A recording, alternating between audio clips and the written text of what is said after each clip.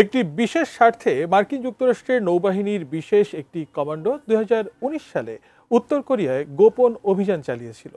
অভিযানে কয়েকজন সাধারণ নাগরিককে হত্যা করেছিল তারা।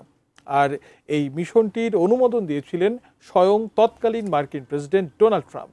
এমনই সব চাঞ্চল্যকর তথ্য উঠে এসেছে আন্তর্জাতিক বেশ কয়েকটি সংবাদ মাধ্যমের সাম্প্রতিক প্রতিবেদনে। ঠিক কিসের স্বার্থ ছিল ট্রাম্পের এই গোপন মিশনে? বিস্তারিত থাকছে লিমা শান্তির ডেস্ক রিপোর্টে। সম্প্রতি প্রকাশিত একাধিক প্রতিবেদনে জানা গেছে যে 2019 সালে যুক্তরাষ্ট্রের নেভি সিলের elite unit navy seals team 6 উত্তর কোরিয়ায় একটি গোপন মিশন পরিচালনা করেছিল। এই মিশনের উদ্দেশ্য ছিল উত্তর কোরিয়ার শীর্ষ নেতৃত্বের যোগাযোগ পর্যবেক্ষণের জন্য একটি যন্ত্র স্থাপন করা, যেটাতে কান পাতলেই সব শুনতে পাওয়া যাবে। প্রতিবেদন বলছে, তৎকালীন প্রেসিডেন্ট ডোনাল্ড ট্রাম্প এই মিশনটির অনুমোদন দিয়েছিলেন।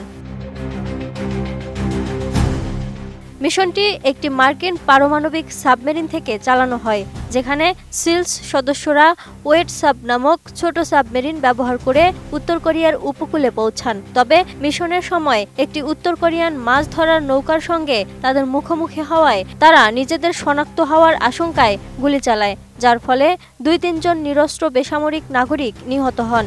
এই ঘটনার পর মিশনটি বাতিল করা হয় এবং নিহতদের দেহ গোপনে পানিতে ডুবিয়ে দেওয়া হয়। এই মিশনের ব্যর্থতা এবং বেসামরিক হতাহতের ঘটনা কংগ্রেসের গোয়েন্দা কমিটিকে অবহিত না করায় বিষয়টি নিয়ে আইনি প্রশ্ন ওঠে। জো বাইডেনের প্রশাসন এই বিষয়ে তদন্তের নির্দেশ দিলেও তার ফলাফল এখনও গোপন রাখা হয়েছে।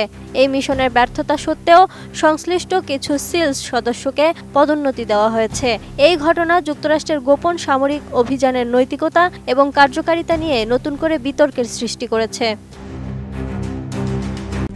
RICL TMX, যুগের পর যুগ স্থাপনা থাকে মজবুত।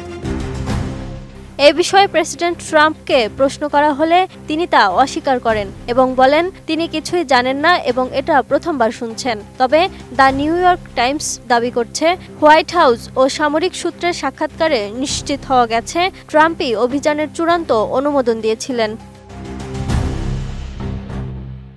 2019 সালে এই ঘটনার পর উত্তর কোরিয়াও এ বিষয়ে কোনো সরাসরি বিবৃতি দেয়নি।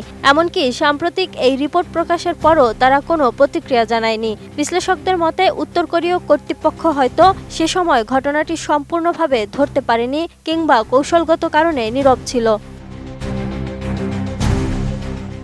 প্রতিবেদনে আরও বলা হয়েছে, মার্কিন সেনাবাহিনীর ব্যর্থ বিশেষ অভিযানগুলো প্রায়ই সরকারি গোপনীয়তার আড়ালে ঢাকা থাকে, কিন্তু এবার একাধিক সাবেক কর্মকর্তা ও সামরিক সূত্র নাম প্রকাশ না করার শর্তে বিস্তারিত তথ্য জানিয়েছেন, যাতে ভবিষ্যতে এমন ঘটনা চোখের আড়ালে না থাকে।